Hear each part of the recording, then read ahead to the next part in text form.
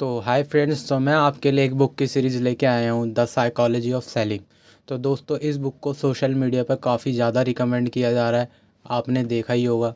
और इस बुक के ऑथर ब्रेन ट्रेसी हैं, जिन्होंने सेलिंग के ऊपर काफ़ी अच्छी अच्छी किताबें लिख रखी हैं। और इस बुक में उन्होंने अपनी स्टोरी भी बताई है, कैसे उन्होंने अपना करियर स्टार्ट किया जबकि उनके पास कुछ भी नहीं था।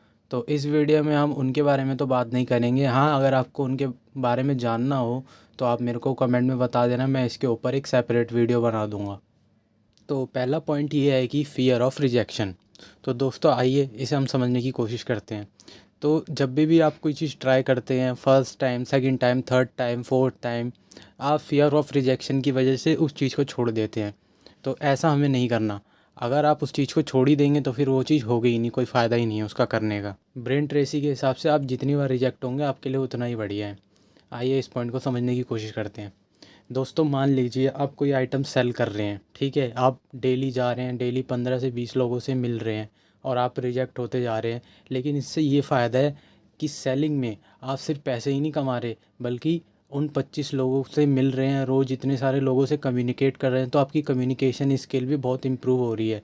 जैसे कि आपने देखा होगा, कोई भी नया पर्सन आ जाता है तो हमें कितनी प्रॉब्लम होती है उससे बात करने में।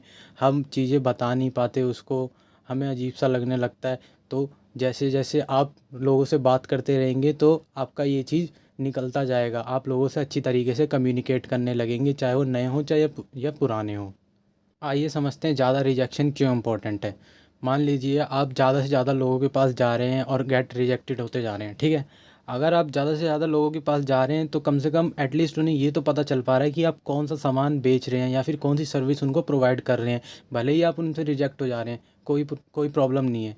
क्योंकि कभी कभी ऐसा भी होता है, ये ज़रूरी नहीं है कि उसी पर्सन को नीड है जिसके पास आप प्रोडक्ट या फिर सर्विस लेके जा रहे हो। उसके फ्रेंड को भी उस प्रोडक्ट की नीड हो सकती है। बस दिक्कत वाली बात ये है कि उसके फ्रेंड को उस प्रोडक्ट के बारे में नहीं पता। अगर कल को चल के वो इस प्रोडक्ट के बारे में या सर्विस के बारे में उसके साथ डिस्कस करता है तो उसका फ्रेंड ज़रूर आपको कॉल करेगा और बोलेगा मेरे फ्रेंड को नीड है इस चीज़ की। तो ये होता है रेफरेंस गेम। और ऐसी बहुत सारी टेक्निक है इस बुक के अंदर जो आगे चल के हम डिस्कस करेंगे, तो फिर वीडियो में ज़रूर बने रहना। तो इसीलिए ब्रेन ट्रेसी ने कहा है कि रिजेक्ट होना ज़रूरी है, ज़्यादा से ज़्यादा लोगों के पास अपनी सर्विस या फिर अपना प्रोडक्ट पहुंचाना ज़रूरी है, ये बताना ज़रूरी है कि हम ये चीज़ सेल कर रहे हैं।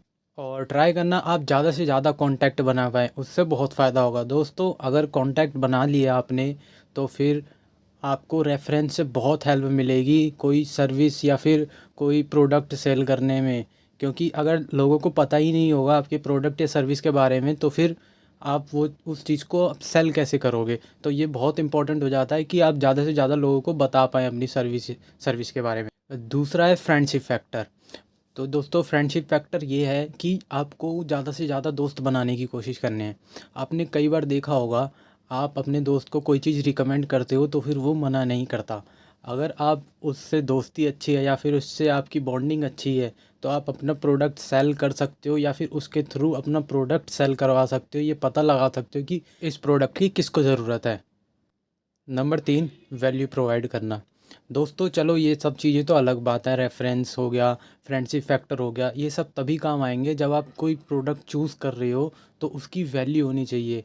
अगर कोई सामने वाला पर्सन उसको यूज़ कर रहा है तो फिर उसे दिखनी चाहिए कि हाँ, मेरे को ये प्रोडक्ट वैल्यू प्रोवाइड कर रहा है। अगर ऐसा नहीं होगा तो दोस्तों, वो आपसे फिर नेक्स्ट टाइम आपका रेफरेंस क्यों क्यों रखेगा, वो आपसे क्यों लेने आएगा कोई भी सामान। वो समझ जाएगा इस बात को कि ये जो सामने वाला मेरे को चीज़ें रिकमेंड कर रहा है वो मेरे किसी काम की नहीं है। अगर आप ढंग की चीज़ें उसे रिकमेंड करोगे, कोई ढंग की चीज़ें सेल करने की कोशिश करोगे, तो वो अपने आप खुद ब खुद पूछने आएगा आपसे कि मेरे को क्या चीज़ लेनी चाहिए या फिर इस मैटर में क्या चीज़ मेरे को काम आ सकती है, मेरे को वैल्यू प्रोवाइड करेगी। तो इस तरीके से आपको चीज़ें करनी होगी कि सामने वाला इंसान जो चीज़ें मेरे को रिकमेंड कर रहा है वो मेरे लिए बेनिफिशियल हैं। तो दोस्तों, ये तो बस एक इंट्रोडक्शन टाइप था। इसका कंक्लूज़न ये है कि मतलब अभी इसमें यही बताया गया है, अभी तक की जितना मैंने आपको समझाया इस बुक में यही बताया गया है कि आपको हार नहीं माननी, आपको कांटेक्ट बनाने की ज़्यादा से ज़्यादा कोशिश करनी है, आपको फ्रेंडशिप बनाने की, क्योंकि ये आपकी सेलिंग में बहुत हेल्पफुल, बहुत बेनिफिट प्रोवाइड करेगी।